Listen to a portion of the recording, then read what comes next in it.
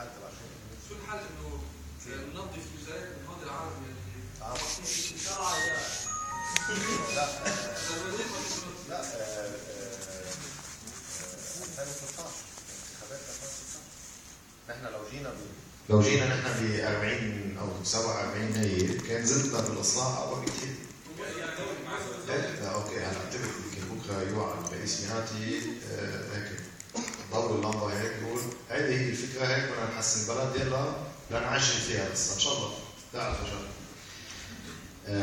ومين كلها يعني كيف بس انا عم بقول انه بدل ما يتمنى انه الناس تقشع مضبوط او تخير الاصلاح خليه يصور الاصلاح. يعني